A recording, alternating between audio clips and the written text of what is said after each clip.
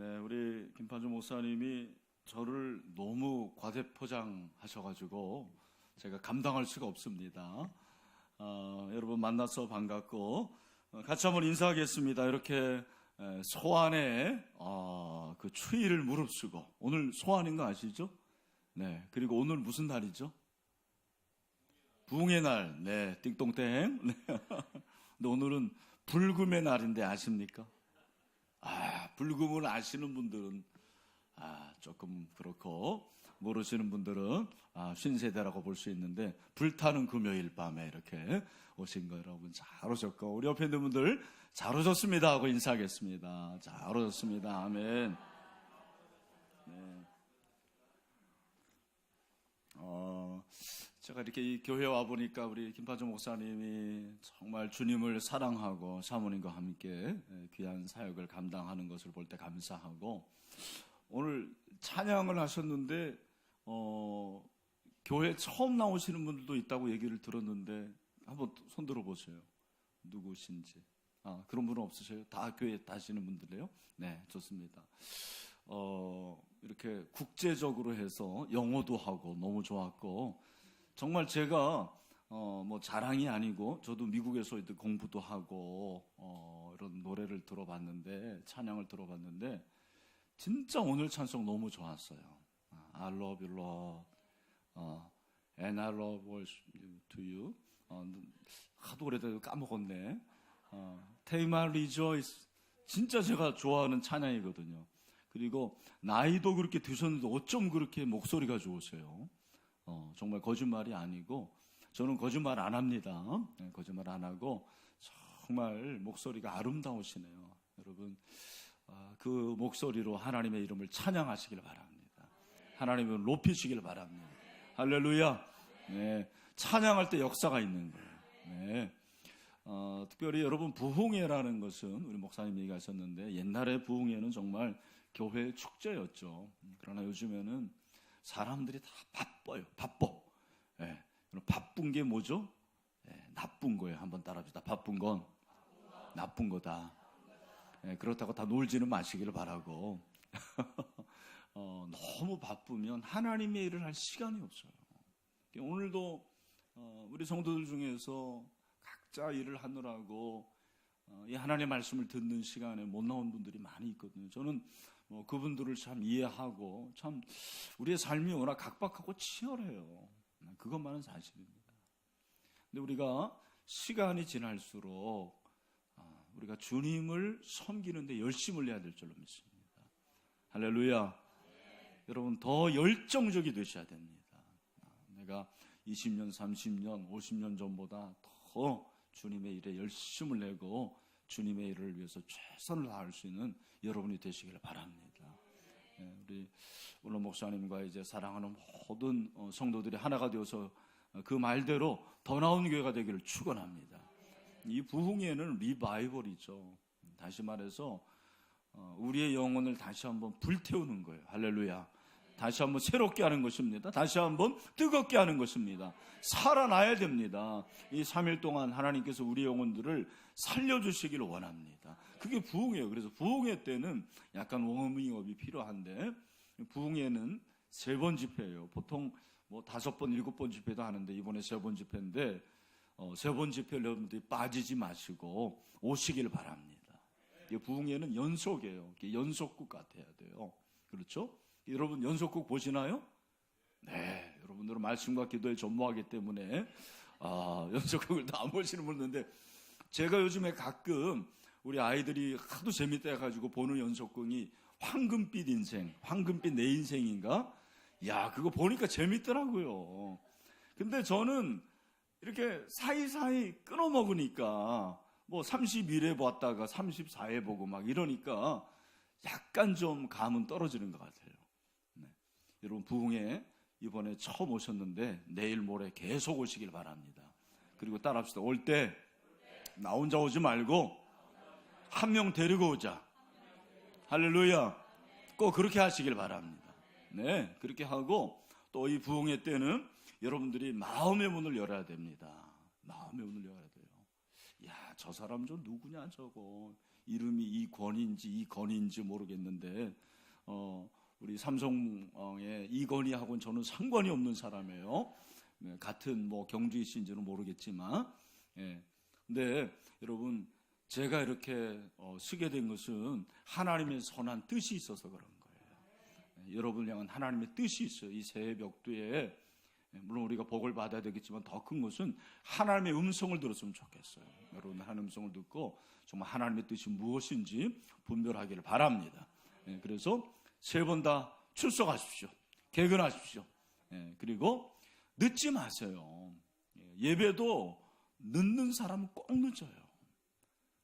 저기 이 교회는 없을 줄 아는데 있을 거예요 분명히. 네. 저쪽에 금천교회 가면 신이교회 같은 뭐 그런 교회 있어요. 예? 저희 교회 신일교회인데 일부 예배 때 늦는 엄마하고 딸이 있어요. 근데 꼭 더도 말고 덜도 말고 1분씩 늦는 거예요.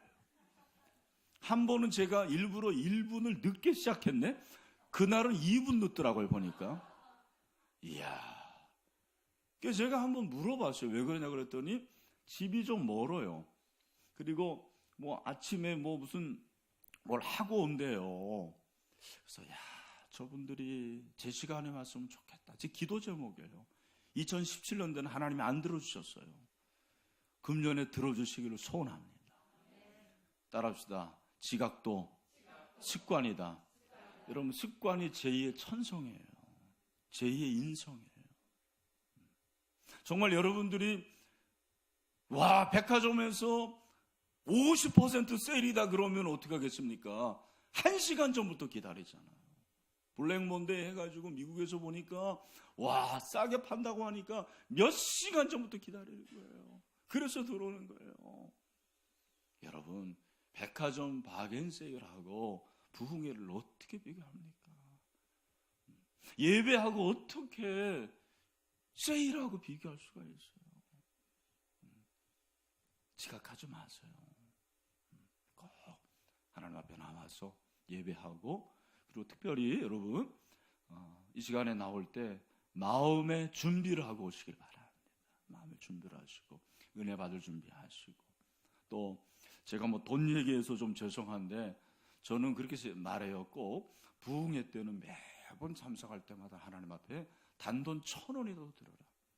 저는 설교를 52번 하잖아요. 그리고 뭐 주중에도 하지만 주일 52주 설교를 하는데 어느 날 제 마음속에 내가 이렇게 주일날 이 강단에 설 수 있는 것이 얼마나 큰 은혜인가, 감사하다, 그런 마음이 드니까 매일 저는 감사일기를 쓰고 있는데 매주 하나님께 감사 헌금을 드려요. 그 설교 제목을 가지고 지난주에 우리 주님께서 메시아가 오신 이유가 포로한 자에게 자유를 주시고, 그리고 눌린 자에게 노임을 주시고, 그리고 슬픈 자에게 위로하시는 주님, 그 주님이 오셔서 참 감사합니다. 제가 감사 헌금을 드려요. 매주 드리니까 얼마나 좋은지 모르겠어요. 그래서 여러분들도 돈 얘기라고 생각하지 마시고 여러분 물질 있는 곳에 마음이 있는 줄로 믿습니다. 정말 사랑하면 모든 걸 다 드리는 거예요. 그래서 이번 이 부흥회 때 마음의 준비를 하시고 은혜 받을 준비하시고 개근하시고, 그리고 무엇보다도 하나님의 은혜를 사모하셔서 주님이 주신 은혜를 충만하게 누리게 되기를 주님의 이름으로 축원합니다. 여러분 예수 믿으신 지 오래되신 분들이 여기 많을 것 같아요. 한 30년 이상 되신 분 손 들어보세요. 손 내리시고 한 50년 이상, 50년 이상도 있으시네. 70년 이상. 제가 어떤 분 성가대만 60년 이상 하시는 분 봤어요. 근데 여러분 우리가 예수를 믿는다라는 게 뭡니까? 여러분이 예수를 믿으면 가장 큰 복이 뭐죠? 예수 믿으면 어떻게 되는 거죠? 구원받아요. 할렐루야. 여러분 구원은 하나님의 선물이에요. 여러분 구원 다 받으셨나요? 정말 구원에 대한 확신이 있으십니까? 오늘 지금 죽어도, 당장 죽어도, 오늘 밤에 죽어도 천국에 갈 자신이 있으십니까? 네, 그것이 구원의 확신이에요. 근데 우리 한국교회 성도들이 그 구원의 확신이 있는데 구원 이후에 그 삶이 따라가지 않는 게 문제라는 걸 여러분 많이 들어보셨을 거예요. 참 그것이 문제인 것 같아요. 구원 이후에 구원에 맞는 삶을 살아가야 되는 거죠. 그러니까 지금까지 부흥회라는 것이 개인적인 그 하나님의 은혜를 받고 구원받은 것에 대한 확신을 갖고 그걸 확인하는 것이 부흥회였는데, 정말 중요한 것이 무엇이냐면 여러분, 이 부흥회를 통해서 구원받은 이후에 여러분이 삶이 바뀌어져야 되는 것입니다. 삶의 변화가 일어나야 됩니다. 그것이 하나님의 뜻이라는 것입니다. 근데 여러분, 왜 우리가 구원받은 이후에 우리의 삶이 그렇게 바뀌지 않을까? 저는 그 이유가 바로, 따라합시다, 죽지 않기 때문이다. 왜 우리의 삶이 변하지 않아요? 죽지 않아서 그래요. 늘 우리가 자아가 살고 내 성질이 살고, 그것이 우리 문제라는 것입니다. 근데 복음이라는 것은 죽음에서 시작해서 십자가의 죽음, 예수님이 죽으심으로 우리가 살아나게 됐습니다. 할렐루야. 여러분, 그리스도와 함께 죽으면 살게 됩니다. 성경이 그걸 말해주는 거예요. 여러분, 유기소 목사님이라는 분을 혹시 아시는 분도 있을 거예요. 그죠? 유기소 목사님이 예수로, 나는 죽고 예수로 사는 삶이라는 그런 책에서 아주 재미난 얘기를 하더라고요. 여러분, 재밌어야 되는데, 목사님이 켈른에 있는 교회에 가서 부흥회를 했어요. 이렇게 부흥회를 하고 말씀을 전했는데, 와, 은혜가 있어가지고 마지막 날에 태권도장을 운영하시는 그 집사님이 유 목사님을 만나자고 그러더래요. 그러면서 자기가 식사를 대접하시겠노라고. 오늘도 제가 이렇게 식사 대접하는 집사님의 그 공개를 통해서 제가 맛있게 먹고 왔는데, 그러면서 이제 식사를 대접하면서, 목사님 이번에 부흥회는 저를 위한 부흥회였습니다. 너무 큰 은혜를 받았습니다. 그렇게 말씀하시는 거예요. 그래서 유 목사님이 기분이 좋을까 하나요? 여러분, 기분 좋겠죠? 예, 기분 좋잖아요. 그래서, 집사님 도대체 어디서 은혜를 받았습니까? 그랬더니, 목사님, 그 목사님께서 말씀하신, 나는 죽고 예수로 사는, 그분이 정말, 그 부분이 저에게 은혜가 됐습니다. 그러면서 자기 얘기를 하는데, 이분이 그 이민교회는 문제가 있는 교회들이 좀 있거든요. 그 교회 안에 자기를 힘들게 하는 그런 사람이 있었다라는 거죠. 그래서 그 사람 때문에 늘 힘들고, 정말 너무너무 교회 생활이 힘들었는데, 나에게 문제가 있구나. 그래서 내가 이제 그분을 잘 대해주고 그분과 화해해야 되겠다, 그런 마음을 가진 거죠. 그래서 집사님 정말 잘하셨습니다. 집사님 은혜 받은 겁니다. 그렇게 얘기를 했어요. 끝나면 좋았을 텐데 한마디를 덧붙였어요. 그런데, 목사님, 그런데 저는 죽었는데 그 사람은 안 죽었잖아요. 그렇게 얘기를 하는 거예요. 억울하다라는 거지. 제가 그 얘기를 이렇게 보면서 참 너무너무 저도 여러분처럼 울었고 무섭고 생각한 게 뭐냐면, 그 집사님은 죽은 게 아니고 실신했구나, 그런 생각을 했어요. 여러분, 실신한 사람은 어떠죠? 시간이 지나면 깨어나요. 잘도 하시네. 다시 살아나는 거예요. 여러분, 우리의 삶이 그렇지 않나요, 사실? 나는 죽었는데 저 사람은 왜 그래? 나는 죽었는데 우리 마누라는 왜 그래? 나는 죽었는데 저 김 집사는 왜 그래? 이런 마음을 우리가 가질 수가 있다는 것입니다. 제가 이렇게 목회를 하다 보니까 신앙과 상관하면서 정말 어려운 것이 무엇이냐면, 바로 내가 그리스도와 함께 십자가에 못 박혀 죽는 거더라고요. 이거 참 어려운 거예요. 우리가 우리 더 나온 게도 마찬가지지만, 한국교회 성도들처럼 열심히 있는 성도들이 없어요. 정말 이렇게 금요기도에도 나오고 부흥회 때도 나오고 11조도 드리고 전도도 하고 기도도 하고 열심히 신앙생활 합니다. 그런데 우리 한국교회 성도들의 가장 큰 문제점이 하나가 뭐냐면 정화가 더딘 거예요. 점점점 주님을 닮아가고 예수 그리스도를 더 깊이 알아가고 주님처럼 돼야 되는데 그게 참 어려운 거죠. 목사인 저도 그건 마찬가지입니다. 그래서 여러분 정말 주님을 위해서 내가 모든 걸 다 드렸다고 그래요. 다 주님을 위해서 바치겠습니다. 내가 정말 주님을 위해서 내 자식도 바치겠습니다. 그렇게 말하면서 자기 성질 하나는 못 죽이는 거예요. 이게 삶과 신앙의 불일치가 현장에서 이루어지는 거예요. 여러분 많이 들어보셨겠지만 안티크리스찬들의 대부분이 교회를 다녔거나 중직자들의 자녀들이라고 그러잖아요. 왜 그렇습니까? 여러분 제가 부탁드리는데 아이들 앞에서는 교회의 나쁜 점을 얘기하지 마세요. 우리 교회 그렇더라. 우리 교회 뭐 이러냐. 그리고 교역자에 대해서 얘기를 하지 마세요. 저 목사니까 자기 얘기 안 해요. 여러분 우리 그 자녀들이 그 얘기를 들으면서 어렸을 때부터 자꾸 이렇게 부정적인 생각이 드는 거예요. 교회는 나쁜 데구나. 교회는 좀 그렇고 그런 사람들이 다니는 데구나. 교회는 문제가 많구나. 부정적인 그런 생각이 드는 거예요. 그리고 목사님에 대해서도 목사는 그런 사람이구나. 이게 선입관이 되는 거예요. 물론 우리 더 나은 교회는 그렇지 않는 줄로 믿습니다. 우리가 정말 삶에서 그리스도의 모습을 잘 보여주고 삶에서 그런 모델이 돼야 되거든요. 우리 여기 이제 나이 드신 분들이 좀 많긴 많은데 저는 여러분들의 부탁드리고 싶은 것은 여러분 손주들 왔을 때도 여러분들이 가르치셔요.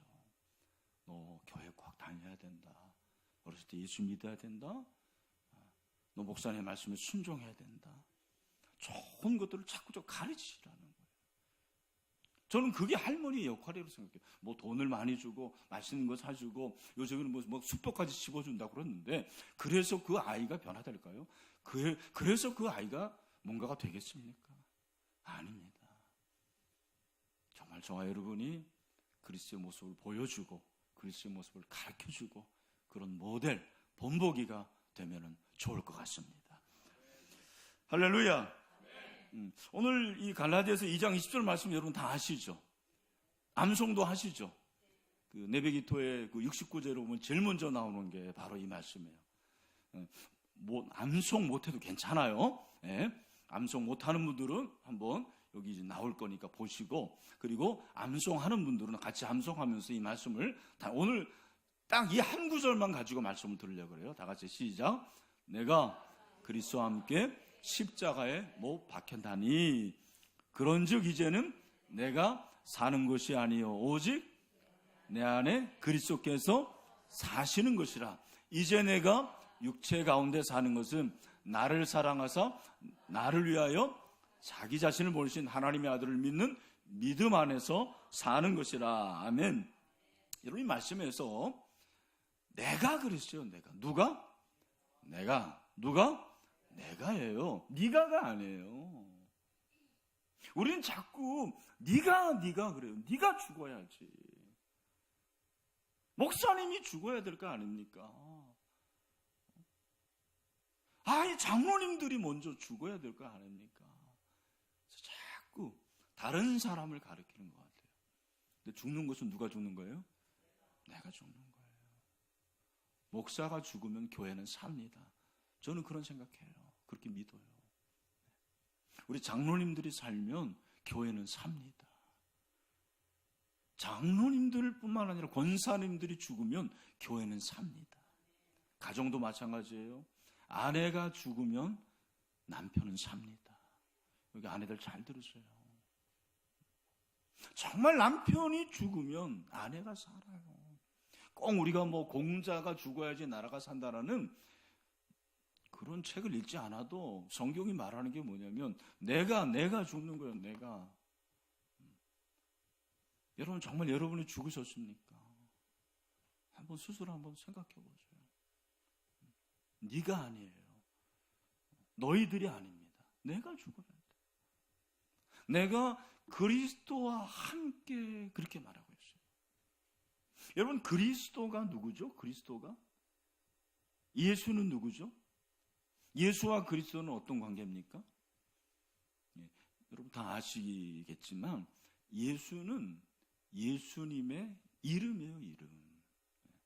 예수의 이름의 뜻이 따라합시다. 구원자. 여러분 그 당시에 예수라는 이름이 많았어요. 제가 필리핀에 가보니까 진짜 지저스라는 이름을 가진 사람들이 꽤 있더라고요. 네? 그 당시에 예수라는 이름을 가진 사람들이 있었어요. 네. 나사렛 청년이었어요. 목수의 아들이었어요. 그러니까 예수라고 말하는 것은 사실은 인간적인 그런 부분일 수 있어요. 인성일 수가 있어요. 근데 예수님은 인성 말고 신성이 있는데 그 신성으로서 오신 그 메시아를 가리켜서 그리스도라고 그러는 거예요. 그리스도는 기름 부음을 받은 자잖아요. 그리고 기름 부음을 받은 자는 왕과 제사장과 선지자의 직분을 가진 자예요. 그러니까 이권희는 이름이고 목사는 직분인 것처럼 예수님이 이름이고 그리스도는 직분자예요. 직분이에요. 그죠? 근데 내가 그리스도와 함께 십자가에 못 박혀 죽었다 그렇게 말하고 있잖아요. 잘 들어보세요. 여러분 예수 그리스도께서 십자가에 못 박혀 죽었습니다. 내가 그리스도와 함께 죽었다라는 것은 내가 예수님과 함께 죽었는데 누구도 죽은 거예요? 예수님이 죽은 거예요. 예수님이 사실은 먼저 죽으신 거죠. 예수님이 먼저 어디에서 죽으셨습니까? 갈보리 그 산에서 나의 죄를 위해서, 여러분의 죄를 위해서 피 흘려 죽으시고 그리고 우리의 모든 죄를 용서하시고 구원을 이루어 주셨습니다. 할렐루야. 예수님이 그렇게 하신 것은 그분이 우리를 사랑하셔서 오신 거예요. 그렇기 때문에 가능한 거죠. 저와 여러분의 모든 것들을 다 담당하시기 때문에 죽으신 거예요. 그거보다 더 큰 사랑은 없는 것입니다. 그래서 하나님의 사랑의 현현이 예수 그리스도의 십자가입니다. 우리가 십자가를 참 사랑하고 십자가 보면 은혜가 되고 좋다고 하지만 그 십자가는 사실 나의 죄를 위한 하나님의 사랑의 최고의 현현이었어요. 그죠? 그 예수 그리스도께서 십자가에서 죽었는데 내가 그리스도와 함께 십자가에 못 박혀 죽었다라는 거예요. 여러분 여기서 못을 박았다고 그러는데 여러분 못을 박아본 적 있습니까? 저는 결혼해가지고 지금까지 한 몇 번 못을 좀 박아본 것 같은데 집에서 못을 박으면 저는 못을 박아야 되는데 제 손가락을 밟는 경우가 있더라고요. 보니까 여러분 여기서 못을 박았다는 것은 무슨 말이냐면 이것은 내가 십자가에 죽었다라는 것을 말하는 거죠. 그렇죠? 예수님이 죽은 것처럼 나도 예수님과 함께 죽었다라는 거예요. 여러분 그러면 내가 그리스도와 함께 십자가에 죽었는데 여러분 십자가에 죽은 것은 무엇이 죽은 것입니까? 무엇이 십자가에 죽은 거죠? 제가 오늘 여러분들에게 가르쳐 드릴 거예요. 먼저 나의 죄가 죽은 것입니다. 뭐가 죽은 거예요? 나의 죄가 죽은 것입니다. 할렐루야. 여러분 내가 그리스도와 함께 십자가에 죽었다라는 것은 내가 그리스도와 함께 죽었는데 내 죄가 죽은 거예요. 여러분 죽었다라는 것은 사실은 죽은 게 보통 게 아닙니다. 여러분 죽었다라는 것이 보통 이제 제가 연기하는 사람의 얘기를 들어보니까 죽은 사람의 연기를 하는 게 제일 어렵대요. 우리 이제 수련회 가서 이렇게 연기하면 제일 쉬운 연기가 뭐죠? 죽은 사람 연기잖아요. 왜? 아무것도 안 해도 되니까. 중고등학교 때 이제 수련회 가면은 제가 이렇게 생각해 보니까 무슨 뭐 장기자랑 해가지고 천국대회를 하면 저는 이제 주로 했던 게 다이왕 옆에 있었던 병사 1, 2 뭐 그렇게 하면 딱 창 들고 칼 들고 있으면 되잖아요. 근데 더 쉬운 연기는 저는 죽은 연기라고 생각했어요. 근데 연기자들에 의하면 가장 어려운 연기가 죽은 연기라는 거예요. 왜? 여러분, 죽은 연기를 하려면 숨을 안 쉬어야 돼요. 그죠? 숨을 안 쉬어야 돼요. 죽은 연기를 하려면 얼굴의 근육도 움직여서는 안 되는 것입니다. 죽은 연기를 하려면 정말 그 사람이 죽은 것처럼 그렇게 연기를 해야 되는 거죠.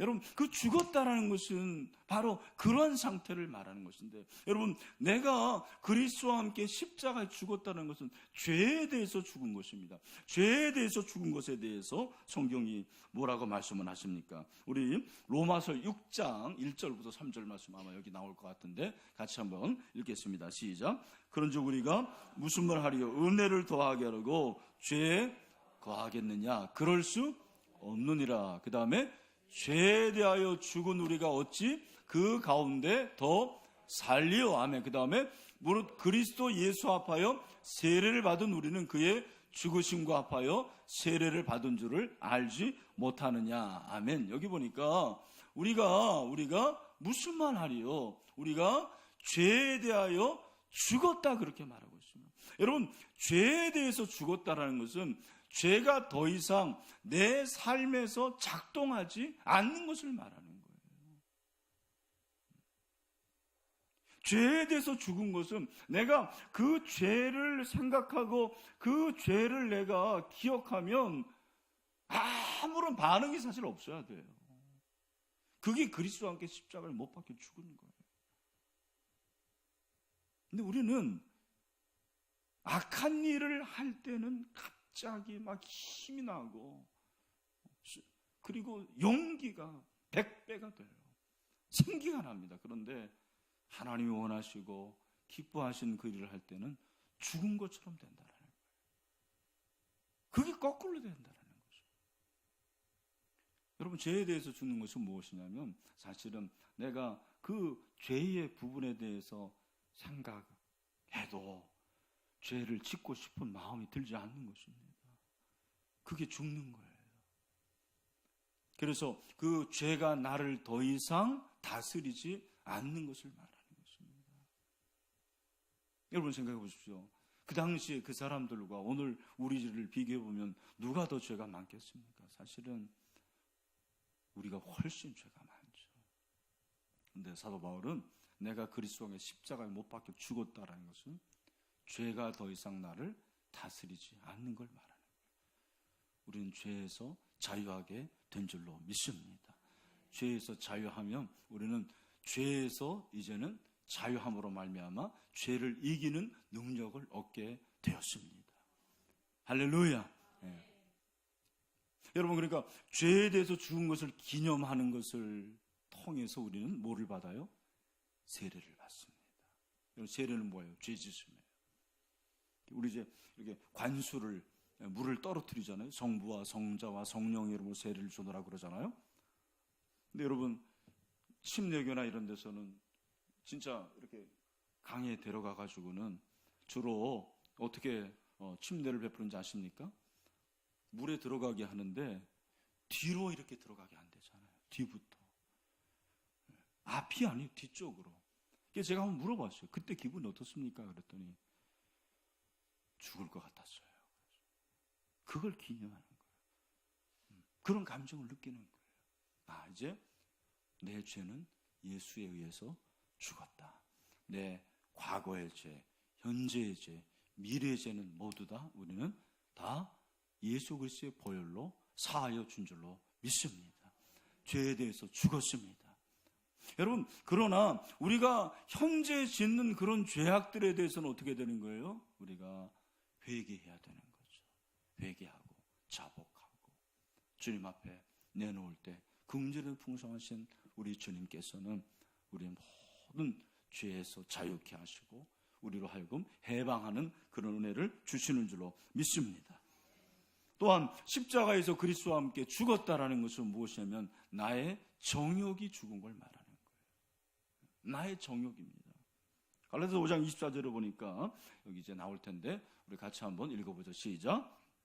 그리스도의 사람들은 육체와 함께 그 정과 탐심을 십자가에 못 박았느니라. 아멘. 여러분의 정욕이 있으십니까? 여러분 정욕이 있으세요? 여러분의 욕심이 있으세요? 우리 다 욕심이 있어요. 그 정욕이 있어요. 그 정욕과 욕심이 내 안에서 죽는 것이 그리스도와 함께 십자가에 못 박혀 죽는 것입니다. 우리는 늘 이 싸움을 하는 거죠. 내 욕심과의 싸움을 하는 거예요.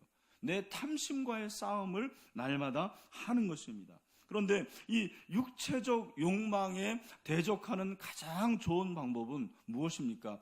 그리스도와 함께 내 욕심을 십자가에 못 박는 것이라 그러는 것입니다. 그러니까 여러분 욕심이 그리고 탐심이 계속 내 안에 올라올 때도 누구를 생각하는 거예요? 그리스도를 생각하는 거죠. 그 내 욕심과 탐심을 그리스도의 십자가에 못 바꾸고 말미암아 내가 이제는 그 욕심으로부터 자유하는 삶을 얻는 것이 바로 그리스도와 함께 십자가에 못 박혀 죽는 것입니다. 또한 그리스도와 함께 십자가에 못 박혀 죽는 것은 무엇입니까? 나의 자아가 십자가에 죽은 것을 말하는 것입니다. 여러분, 나의 자아라는 것이 무엇입니까? 나의 자아라는 것은 바로 저와 여러분이 가지고 있는 자기 의와 자기 애라는 거예요.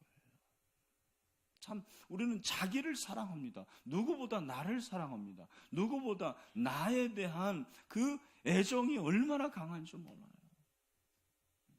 여러분, 예수님께서 마태복음 16장에 보면 가이사랴 빌립보에서 제자들에게 물어보십니다. 사람들이 나를 누구라고 하느냐? 그랬을 때 어떤 사람은 엘리야라고 합니다. 어떤 사람은 세례 요한이라고 합니다. 어떤 사람은 선지자라고 합니다. 그랬을 때 예수님께서 뭐라고 말씀하십니까? 그럼 너희들은 나를 누구라고 하느냐 했을 때 베드로가 유명한 고백을 합니다. 뭐라고 합니까? 주는 그리스도시요 살아계신 하나님의 아들이십니다. 이야, 바요나 시므나 네가 참 복되다. 이것을 알게 하는 혈육에 속하는 게 아니고 하늘에 계신 너희 아버지가 그렇게 하셨다. 그렇게 말씀을 하십니다. 그러면서 마태복음 그 16장 22절에서 뭐라고 말합니까? 우리 22절 말씀 다 같이 한번 읽어보죠. 시작. 베드로가 예수를 붙들고 항변하여 이르되 주여 그리 마옵소서. 여러분, 그리 마옵소서라는 것을 왜 했습니까? 예수님께서 베드로의 그 고백을 들으시자마자 뭐라고 말씀하시면 내가 십자가에 죽을 것이라고 말씀을 하시는 거예요. 그랬을 때 그리하지 마옵소서라고 하는 거죠. 여러분, 여기 그리하지 마옵소서라는 것은 원어적으로 하면 예수님을 혼내는 거예요. 예수님 그러면 안 되죠. 예수님이 죽는 것이 무슨 일입니까? 말도 안 되는 겁니다. 근데 예수님께서 뭐라고 말씀하십니까? 우리 23절 같이 읽어보죠. 시작. 예수께서 돌이키시며 베드로에게 이르시되 사단아 내 뒤로 물러가다. 나는 너는 나를 넘어지게 하는 자로다. 내가 하나님의 일을 생각하지 아니하고 도리어 사람의 일을 생각하는다 하시고, 그리고 24절 말씀 우리 다 같이 한번 시작. 이에 예수께서 제자들에게 이르시되 누구든지 나를 따라오든 누구를 부인하고 자기를 부인하고 자기 십자가를 지고 나를 따를 것이니라. 아멘. 여기 보니까 나를 따라오거든 자기를 부인하라. 여러분, 자기를 부인하는 것이 무엇입니까? 자기를 부인하는 것이 바로 자아를 부인하는 거예요. 자기의, 자기의, 나를 사랑하고 나의 의를 드러내는 것을 부인하는 것이 바로 자기를 부인하는 것입니다.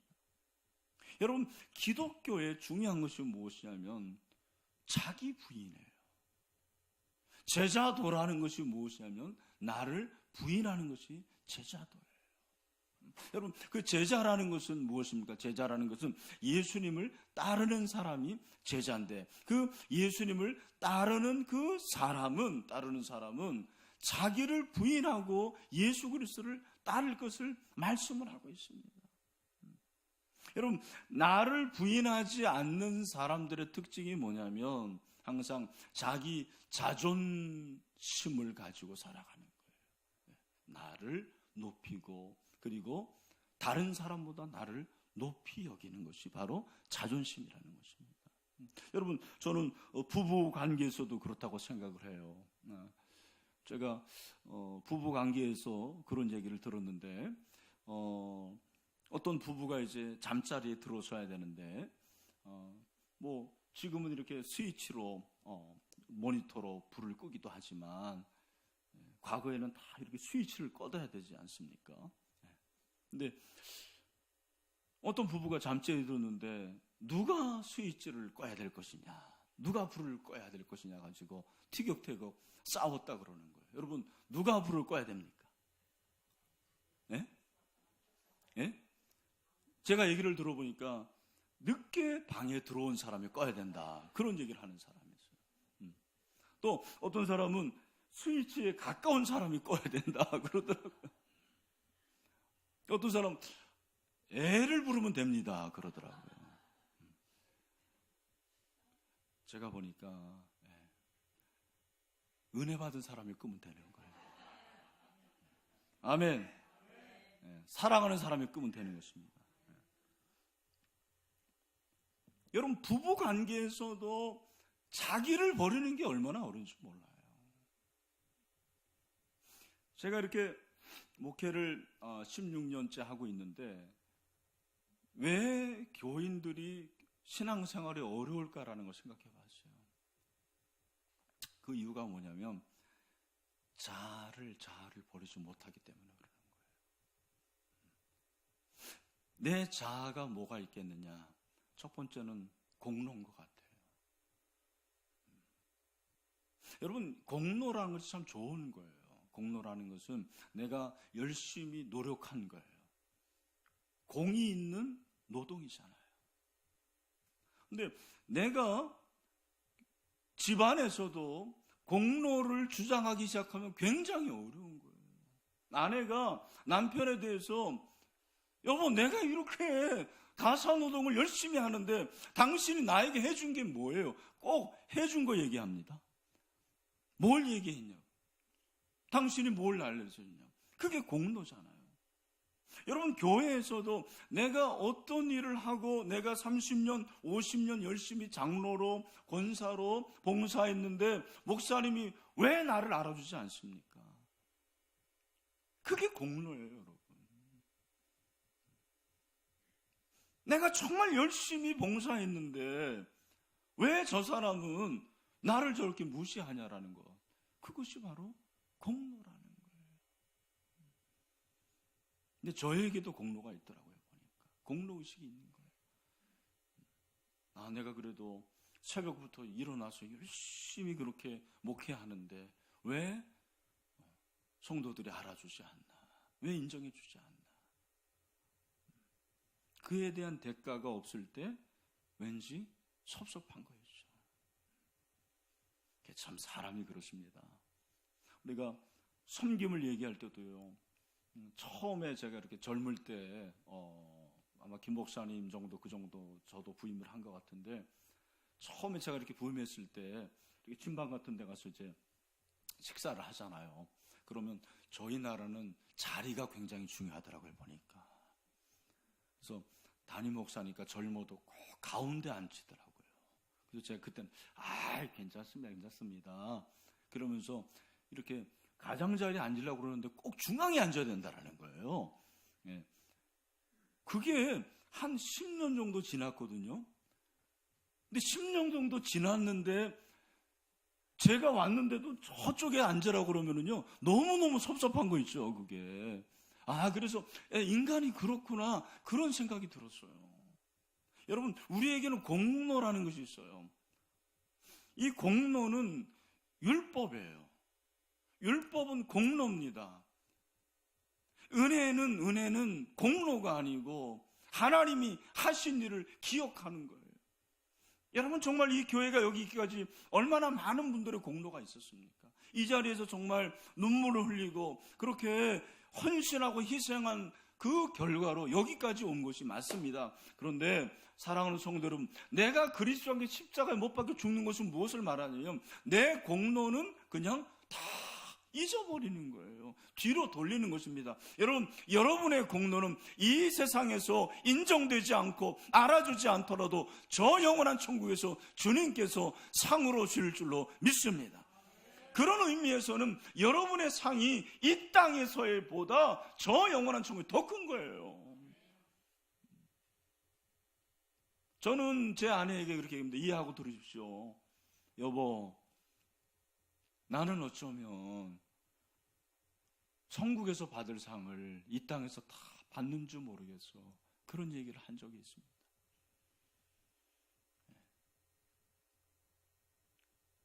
제가 그런 마음을 가질 때가 있어요. 정말 우리 평신도들이 얼마나 열심히 봉사합니까? 속된 말로 저는 돈 받으면서 일하는 사람이고 여러분 돈 내면서 일하는 사람이죠. 돈이 중요한 게 아니고 여러분의 그런 헌신과 희생이 있는 것이 사실인데 여러분 뒤의 것은 다 잊어버리고 표대를 향해서 부르신 부름의 상을 향해서 한 걸음 한 걸음 나아갑시다. 그것이 제자예요. 그것이 제자예요. 공로주의. 그 다음에 또 하나가 뭐냐면 내 자아가 살아있는 사람들은 자꾸 자기 공을 내세우고요. 또 하나가 있냐면 우월주의가 있어요. 보면 내가 그래도 너보다는 낫다라는 거예요. 그때 꼭 붙이는 말이 하나 있어요. 곧 죽어도입니다. 내가 곧 죽어도 너보다 낫지. 내가 그래도 신앙생활을 해도 몇 년을 너보다 더 하고 이 더 나온 교회 내가 출석을 내가 너보다 몇 년을 더 했는데 여러분 그런 비교 우월의식이 우리 더 나온 교회는 없기를 바랍니다. 근데 저 금천구에 있는 모 교회는 있어요. 우월의식. 제가 말씀드리는데요. 여러분 새로운 새가족을 정말 귀하게 여기세요. 아멘? 정말 귀히 여기십시오. 어쩌면 목사님이 혹시 새가족이 왔을 때 이야 목사님 너무 새가족만 위하는 거 아닌가라는 오해를 하는 분들이 있을 거예요. 오해해도 귀하게 여겨야 돼요.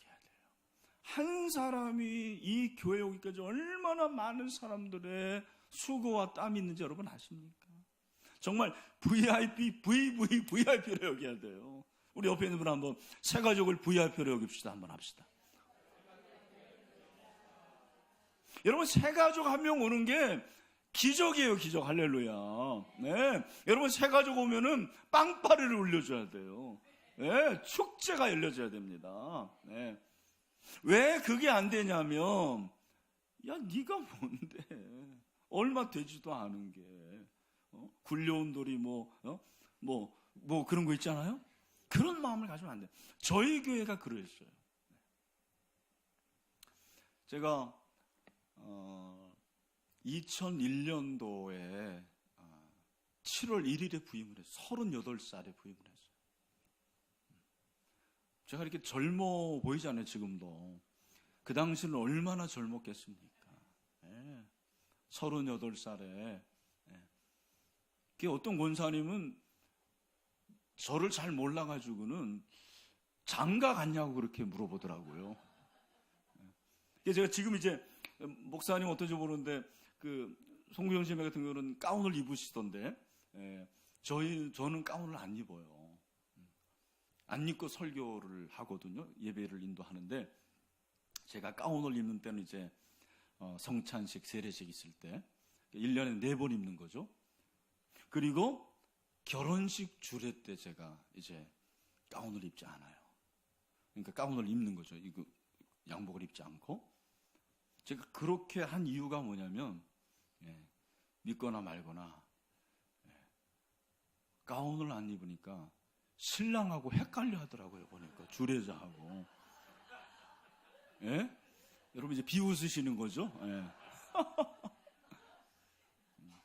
그렇게 젊을 때 제가 부임을 했는데, 제가 부임하고 난 다음부터 참, 이거 뭐 자랑이야, 하나님의 은혜로 그냥 새 가족이 오는 거죠. 저희 교회는 좀 여기하고 달라요. 저희는 진짜 서민지역입니다. 한번 와보세요. 제가 우리 교회가 무슨 동에 있다고요? 예? 금천동이 어디 있어요? 금천구고 동은 독산동. 아세요? 들어보셨나? 이 독산동 그러면은 어감이 좀 그래서 독한 사람들이 사는 걸로 생각하는데 전혀 그렇지 않습니다, 여러분. 어떻게 알아요? 저를 보면 알잖아요. 네. 30년 된 교회를 제가 이제 간 거예요. 그리고 올해로 47년 됐어요. 네, 우리 교회가. 여러분, 제가 새 가족을 정말 귀하게 여겼습니다. 그때까지는 제가 얘기 들어보니까 우리 신일교회 새 가족이 와도 니 가니 가라 오니 와라 이랬대요. 진짜 나중에 얘기하더라고요. 도대체 새 가족이냐고 물어보는 사람도 없고 관심도 안 갖고. 제가 제일 먼저 한 게 새 가족 공부 다 시켰어요. 우리 성도들 다 시켰습니다. 제가 시켰어요, 직접. 그리고 새 가족부 바나바를 만들어서 한 명 오면 그 한 사람을 정말 사랑하고 그 영혼을 위해서. 여러분 따라합시다. 헌신은, 사랑은 표현해야 된다. 어떻게 해야 된다고요? 뭘로 표현해야 돼요? 두 가지예요. 말도 중요하네. 말도 중요해요. 근데 제가 목회하면서 깨달은 것은 사랑은 두 가지인데 하나는 시간으로 나타나요. 또 하나는 돈으로 나타나요. 여러분 새 가족 오면 식사하죠. 그 새 가족한테 돈 내라고 그래요? 안 줄 수 없잖아요. 성경 사주죠. 시간을 드리면서 그렇게 귀하게 여겼다는 거예요. 근데 그때부터 어떤 얘기가 나오냐면 우리 목사님이 새 가족만 사랑한다. 이 얘기가 나오는 거예요. 누가 얘기했게요? 네, 여러분의 상상에 맡깁니다. 여러분 기억하십시오. 교회가 새 가족이 들어오지 않으면 우리끼리만 있기 때문에 좋죠. 좋은 면이 있어요. 그러나 한 가지는 우리끼리만 있으면 피가 어떻게 보면 오래된 피는 이게 새 피가 돌지 않으면 우리의 몸이 건강하지 않은 거예요. 그래서 여러분, 내가 저 사람보다 우월하다. 내가 오래 다녔기 때문에 나는 저 사람보다 실력이 있다. 내가 신앙이 있다. 그런 생각. 실제로 여러분들이 신앙이 있고 신앙이 깊더라도 우월하다고 생각하지 마세요. 여러분, 우리는 다른 사람을 낮게 여기는 자들이 되어야 돼요. 낮게가 아니에요. 낮게 여기는 자. 여러분 정말 그런 마음이 있습니까? 네.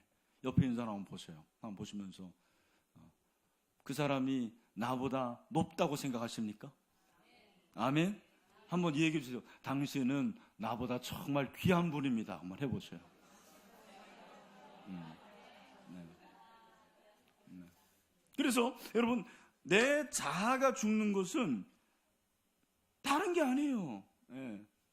공로의식 그리고 우월의식 없애는 거예요. 또 하나가 뭐냐면 비교의식을 없애는 거예요. 여러분, 자존감이 높은 거하고 자존심이 높은 건 달라요. 그리스도와 함께 십자가를 못 박혀 죽으면 나의 자존감이 높아집니다. 왜? 주님이 내 안에 계시기 때문에. 그러나 여러분, 내 자존감이 높아지기 때문에 다른 사람과 비교하지 않아요. 제가 비교를 좀 하는 편이에요. 죄송합니다. 저에게도 아직도 죽어야 될 부분이 많아요. 우리 김 목사님은 어떤지 모르겠지만 신학생들이 비교 잘해요. 그래서 누가 노트북 사면 꼭 사고 맙니다. 제가 정말 독산동에 제 방에 있으면 제일 행복해요. 저는 솔직히 말해서. 네. 목사님 어떤지 모르겠는데 제 방에서 책 읽고 제 방에서 기도하고 제 방에서 성경 설교 준비하면 나는 그게 천국이라고 생각해요. 근데 언제 조금 천국이 아니냐 되냐면 목회를 잘하는 친구 교회 가면은, 우리 교회는 서울 시내 25개 중에서 제일 재정 자립도가 약합니다. 제가 여기 와보고 놀랐어요. 제가 비교하는 거 아니에요. 네. 정말 우리 교회 목사님 와보셨지만 연립이 많아요. 70년대 그렇게 딱 연립을 세웠더만요. 지금 조금 이제 또 새로 건축 붐이 불었는데 6가구 살아요. 6가구. 지하에 방 하나씩 3가구. 그리고 1층에 방 2개, 조그만 방 2가구. 그리고 주인은 2층에 사는 거예요. 다 전세로 해가지고 건축을 한 거예요. 굉장히 어려운 분들입니다. 여러분 놀라실 거예요. 광주 첨단에서 목사님 한 분이 한 10년 전에 왔는데, 광주 첨단이니까 첨단을 걷는 도시계 아니겠습니까? 진짜 첨단이더라고.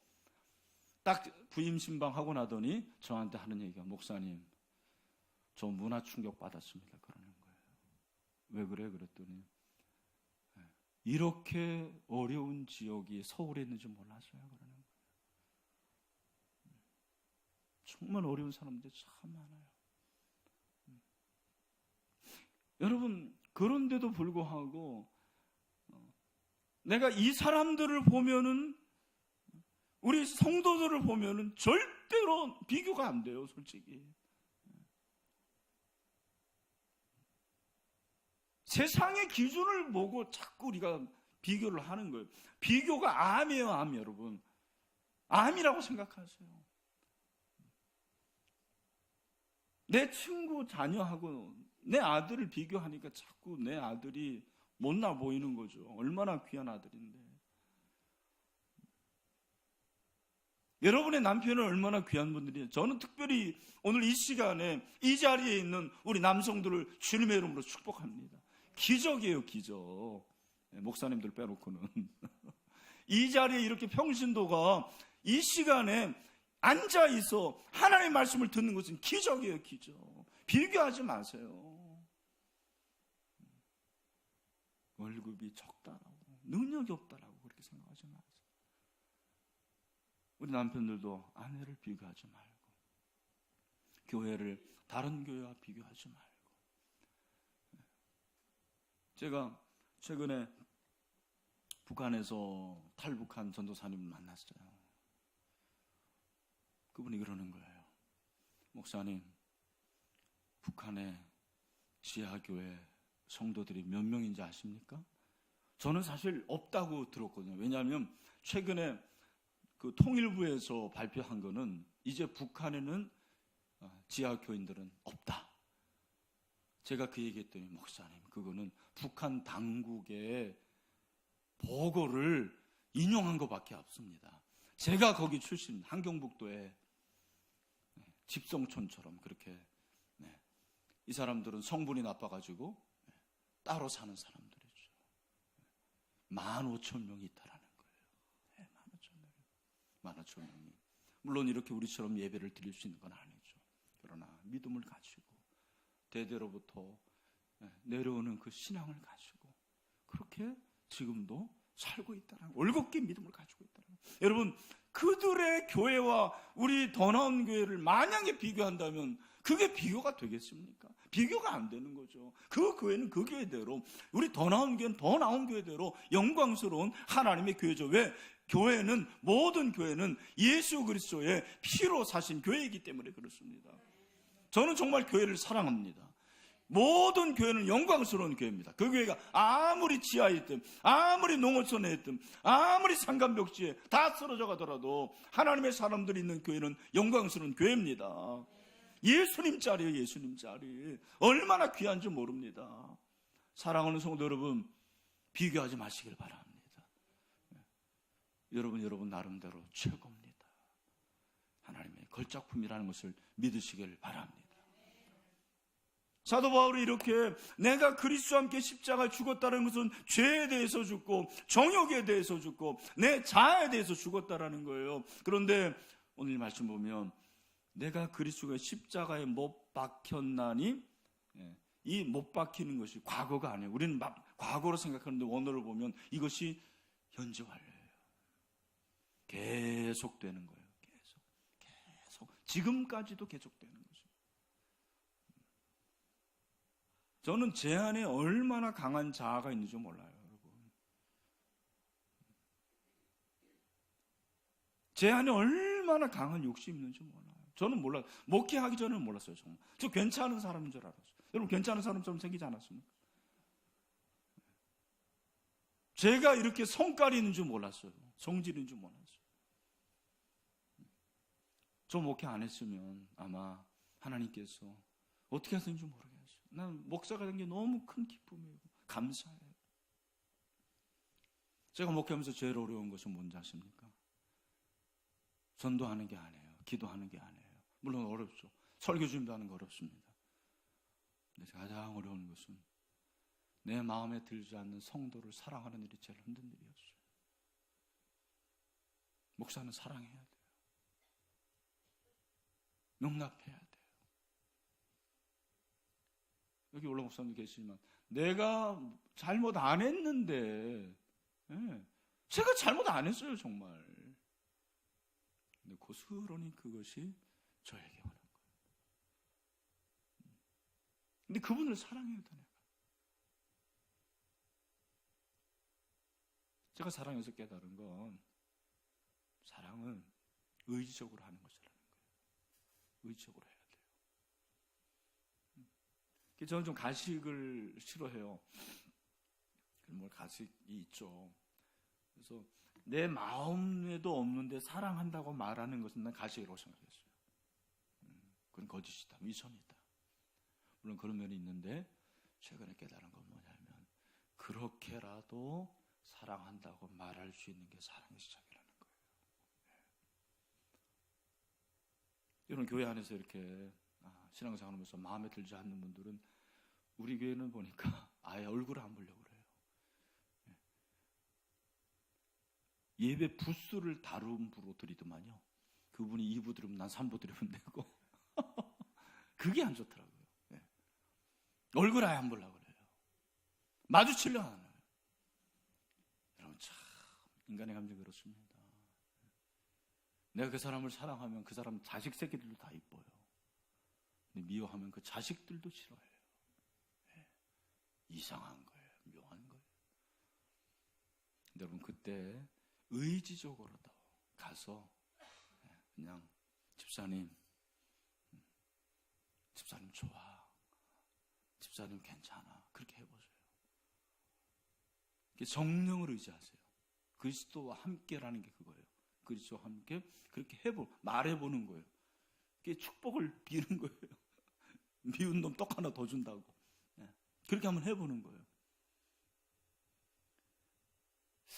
제가 어떤 위임식, 은퇴식 갔는데 축사하시는 분 그러더라고요. 아주 중요한 수학 공식, 본인이 70 살고 30년 이상 목회하면서 깨달은 공식을 하나 얘기를 하더라고요. 그게 뭐냐면 2 더하기 2는 얼마죠? 2 더하기 2는 4. 2에 플러스 2에는 사랑이라는 거예요. 2에 플러스 2에는 사랑이다. 그래서 자꾸 여러분, 이해라는 것이 무엇이냐면 이해가 그리스도와 함께 죽는 거예요. 왜? 주님이 우리를 이해하셨기 때문에 죽은 것은, 여러분, 이해라는 건 그 사람 아래에 있는 거잖아요. 언더스탠드잖아요. 예수님이 우리를 이해했기 때문에 십자가에 피 흘려 죽으신 거예요. 근데 우리는 주님과 함께 죽었다 그러면서 그 사람을 이해를 하기 싫어합니다. 이해하지 않으려고 합니다. 오해만 합니다.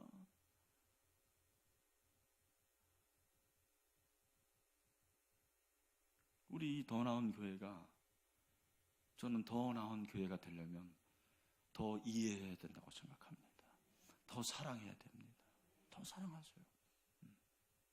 그것이 주님이 원하시는 것입니다. 내가 그리스도가 십자가에 못 박혔나니 그런즉 이제는 내가 사는 것이 아니요 이제는 누가 사는 것이래요? 예수님이 사는 것. 여러분 정말 예수님이 여러분 안에 살아 계십니까? 우리는 예수님이 내 안에 계시다는 걸 알아요. 왜냐하면 내가 예수를 주로 시인하면 예수님이 내 안에 들어오시는 거예요. 그래서 주님이 내 안에, 내가 주님 안에 있는 거죠. 그것이 그리스도와 연합이죠. 근데 여러분, 세 종류의 사람이 있는데 그렇게 예수님이 내 안에 있지만 여전히 육신으로 사는 사람이 있어요. 육신으로 사는 사람은 어떤 사람이냐면 내가 주인인 사람이에요. 그죠? 그리고 예수님이 내 안에 계시지만 예수님이 내 마음의 좌소에 가장 낮은 데 있는 분, 그런 분은 예수님이 내 안에 계시긴 계시지만 예수님이 통치를 안 하시는 거예요. 내가 통치자가 되는 것입니다. 마지막으로 오늘 예수께서 사시는 사람이라는 것은 주님이 나의 주인이 되시는 거예요. 이게 그리스도의 주저권이에요. 여러분, 제자도에서 시작이 뭐냐면 전적 위탁인데, 전적 위탁이라는 것은 무엇이냐면 여러분의 삶을 그분께 이렇게 맡기는 거예요. 맡기는 거. 그분이 여러분의 삶을 다스리도록 하시는 것입니다. 그런데 오래된 신앙생활은, 제가 여러분들을 비난하는 거 잘 들어주십시오. 저희 아버님도 장로님이고 저희 어머니도 권사님이에요. 다 지금 예수 믿은 지 80년 되신 분들, 어렸을 때부터 믿었습니다. 다 못된 신앙이에요. 근데 그분들을 보면서 제가 느끼는 건 뭐냐면, 신앙생활을 오래 하는 것이 참 귀중한 일인데 오래 하는 것보다 더 중요한 것은 신앙생활을 올바로 하는 것이다라는 거예요. 여러분, 신앙을 올바로 하려면 어떻게 되는지 아십니까? 따라합시다. 훈련을 받아야 된다. 뭐를 받아야 된다? 훈련을 받아야 된다. 사람은요, 훈련받지 않으면 자기 마음대로 사는 거예요. 자기 마음대로 살면 지옥 가는 거예요, 사실은. 아무것도 안 하면 지옥 가는 거예요. 여러분, 제가 이제 아까 저희 교회 얘기를 했지만 30년 된 교회인데 그 당시 한 300명은 모였어요. 300명 모였고, 그리고 보니까 오래 신앙생활을 했기 때문에 그 집에 숟가락이 몇 개고 젓가락이 몇 개까지 할 정도로 그렇게 친해요. 웬만한 사람, 여성분들은 다 말 놓더라고요, 보니까. 제가 느끼는 게 뭐냐면, 그런데 훈련이 안 되죠, 훈련이. 여러분, 모든 게 훈련입니다. 예배도 훈련입니다. 벌써 예배가 훈련된 교회는 예배를 준비하고, 그리고 예배의 모든 것들이 다 하나님께서 원하시는 그 마음 안에서 잘 진행이 될 수 있도록 하는 거예요. 그게 다 훈련이거든요. 근데 제가 우리 교회에 와서 이제 저희 교회를 제가 나쁘게 얘기한 게 아니고 참 좋은 교회예요. 원로 목사님 너무 목회를 잘하셨고 심성이 좋아. 마음밭이 좋더라고요. 제가 왔는데도 다 이렇게 품어주시고. 근데 저는 정말 저희 장로님들한테, 우리 교인들에게 원하는 건 딱 한 가지였어요. 뭐냐면 제자 훈련을 받는 것이었습니다. 왜냐하면 제가 사랑의 교회에 있었기 때문이기도 하지만 훈련이라는 것이 얼마나 대단한 것을 알았기 때문에. 여러분, 사랑의 교회는 너무 커요, 그 교회는. 그리고 지역도 달라요. 거긴 강남이에요. 근데 저는 신학교 때 태안에 있는 영광교회라는 교회를 알았어요. 태안이에요, 태안. 여러분, 태안 가보셨나? 그레슈 하는 데예요. 한 100여 명 모이는 교회예요. 근데 이 교회 목사님이 제자훈련을 미쳤어요. 김정천 목사님인데. 제자훈련 칼세미나 1기. 그래서 그 태안에서 제자훈련을 한 거예요. 그 결과 교회가 얼마나 건강하게 되는지. 여러분, 훈련이라는 것은 무엇이냐면, 훈련이라는 것은 디서플리잖아요. 영어로 죄송합니다. 그것은 무엇이냐면 나의 잘못된 것들을 자꾸 이렇게 정리하는 작업이에요. 그리고 훈련이라는 것은 그리스도께서 우리에게 보여주신 성경이 말하는 삶의 원리대로 살아갈 수 있도록 여러분들을 자꾸 그렇게 가르쳐 주는 거예요. 그리고 그렇게 하도록 하는 게 훈련이에요. 여러분, 훈련은 어려워요, 쉬워요? 어려워요. 여성분들은 군대 안 갔다 오셨죠? 군대 한번 갔다 와 보셔야 돼. 훈련이 얼마나 힘들다라는 거. 근데 여러분, 그렇게 사회에서 망나니 같은 애들도요, 딱 머리 깎아놓고 논산훈련소 가서 딱 한 달 훈련 받으면 달라져요. 네, 그렇습니다. 네. 그렇습니까? 뭐 송중기만 하는 게 아닙니다. 여러분 다 아는 거예요, 그거. 그게 훈련의 힘이에요. 저는요, 솔직히 말씀드렸잖아요. 사랑의 교회에서 제자 훈련은 가능한데 우리 신일교회에서 가능한. 왜? 지역이 달라요. 아까 말씀드렸어요. 학력이 달라요. 죄송합니다. 제가 사랑의 교회에서 제자 훈련한 그 반, 여성반 12명 다 대주 출신이에요. 저희 장로님들 그 당시에 8명인가 9명이었는데 초등학교 졸업자도 있어요. 대졸자 1명이에요. 여성반 1기 했는데 제 아내만 대졸 출신이고 다 고등학교, 중학교 출신이에요. 이게 가능할까? 가능했습니다. 저는 두 가지를 발견했는데, 하나는 대한민국 교육의 탁월성을 발견했어요. 고등학교만 졸업해도요, 웬만한 건 다 합니다. 네.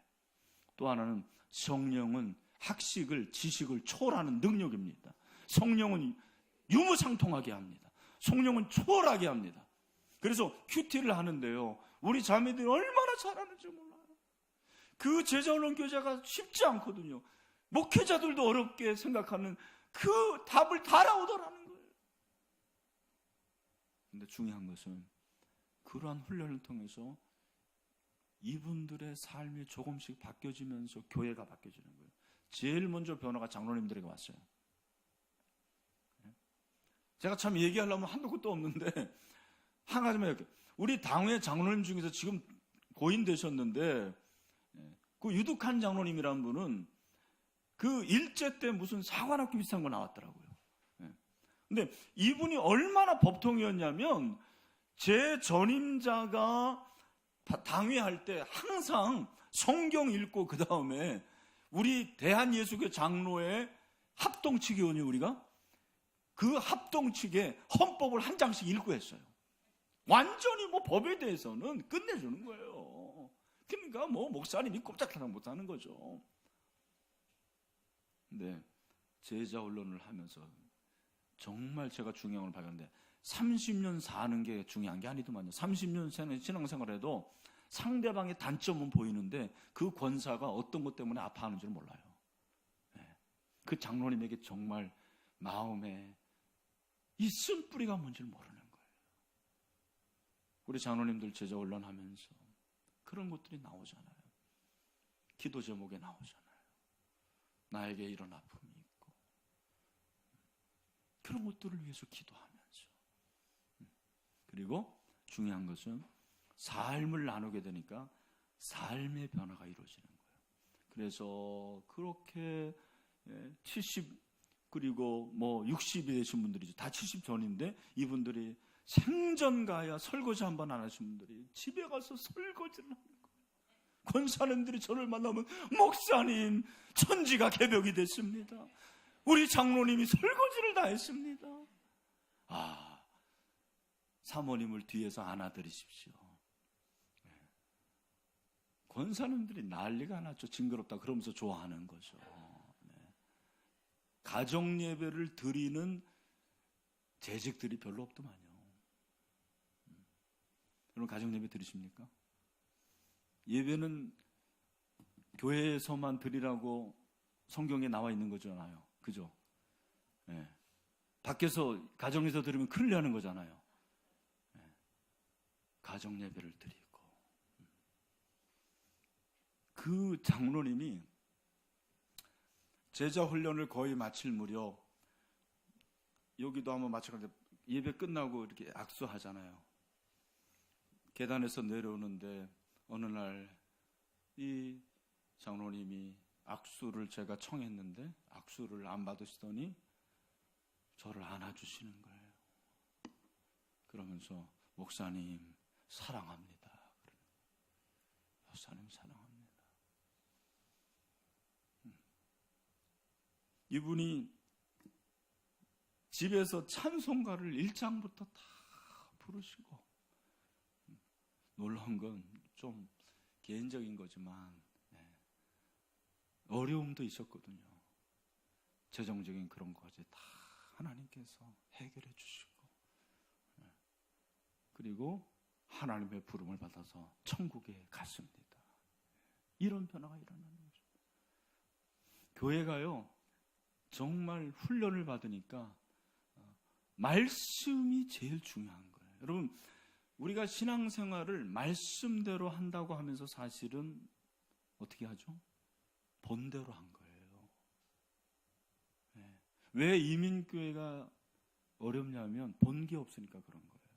그런데 우리가 본 게 중요하지만 우리가 교회에서 본 것이 안 좋은 것을 많이 보고 그것이 마치 성경이고 진리고 말씀인 것처럼 생각하면 그게 아니라는 거죠, 사실.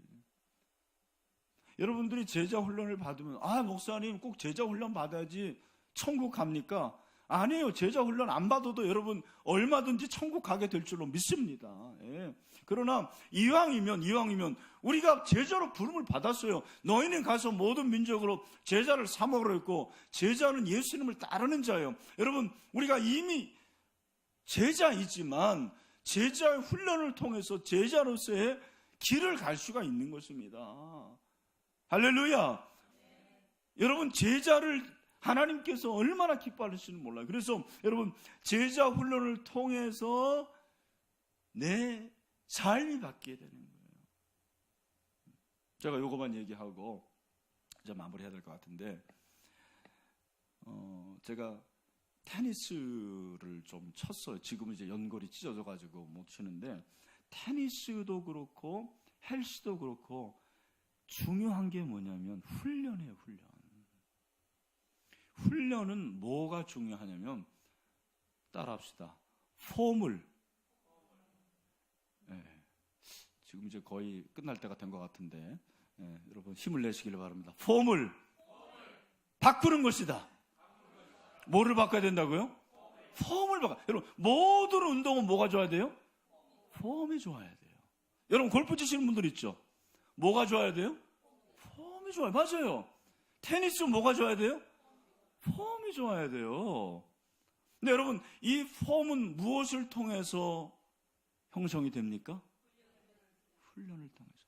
제가 유학 때부터 동네 테니스를 얼마나 오래 쳤는지 몰라요. 안 늘어요, 실력이. 여러분, 코칭을 딱 받으니까요, 문제점이 뭔지를 아는 거예요. 저는 이 왼손을 그냥 가만히 두는 건 줄, 이걸로 치는 줄 알았는데 이 왼손이 꼭 앞으로 가야 되더만요. 그죠? 그리고 끝까지 돌려줘야 돼요. 그러면은 지가 알아서 공이 넘어가. 지금까지는 힘들게 넘으려고 했는데 안 넘어가요. 훈련을 받으니까, 코칭을 받으니까 그대로 넘어가고요. 헬스도요, 여러분, 꼭 PT를 받으세요. 제가 말씀드립니다. 누구에대로 그거를 받으니까 그것이 내 것이 되고 내 것이 되니까, 따라합시다. 재미가 있다. 여러분, 신앙생활에 재미 있으세요? 다 그러신 줄 압니다. 하나님의 말씀을 읽는 거 재미가 있으세요? 기도를 하는 게 재미 있으세요? 말씀을 묵상하는 게 재미 있으세요? 전도하는 게 재미 있으세요? 훈련이에요, 훈련. 참 신기한 거는요, 내가 어느 정도 올라갈 때 그 수준에 이를 때까지 힘든데 그 수준이 되지 않으면 힘만 들어요. 신기해요. 성장이 안 돼요. 보람도 없어요. 열매도 없어요. 그런데 어느 정도까지 되면 그 다음부터는 자유가 생기는 거예요. 기뻐요. 즐거워요. 이렇게 신앙생활하는 거구나. 저희 교회 자랑이 아닙니다. 가장 큰 자산은 예배당도 아니고 주차장도 아니고 어떤 것도 아니에요. 제자 훈련 받은 300명이 제자입니다. 여러분, 그분들이 그렇다고 그래서 완전한 사람 아니에요. 함께 지어져 가는 거예요. 여기 있는 말씀처럼 내가 그리스도의 십자가에 못 박혔나니 그런즉 이제 내가 사는 것이 아니요 오직 내 안에서 그리스도께서 사시는 그런 과정입니다. 그런데 중요한 것은 이렇게 그리스도와 함께 죽고 주님이 내 안에 사시면 어떻게 되느냐? 이제는 내 안에 누가 사시는 것입니까? 예수님이고, 그리고 예수님이 나의 삶에서 부활하는 역사가 있는 것입니다. 여러분, 십자가는 부활로 끝나는 것이죠. 십자가는 믿지만 부활을 안 믿는 사람들이 있더라고요. 잘못된 신앙이죠. 여러분, 십자가에서 죽지만 반드시 우리는 부활하게 될 줄로 믿습니다. 여러분의 신앙이 그리스도와 함께 죽은 것으로 끝나면 안 돼요. 이게 굉장히 중요한 거예요. 내 자아를 죽고, 그죠? 내 정욕을 죽이고 내 죄를 죽이는 것으로 끝나는 게 아니고 여러분의 삶에서 새로운 부활의 역사가 있기를 바랍니다.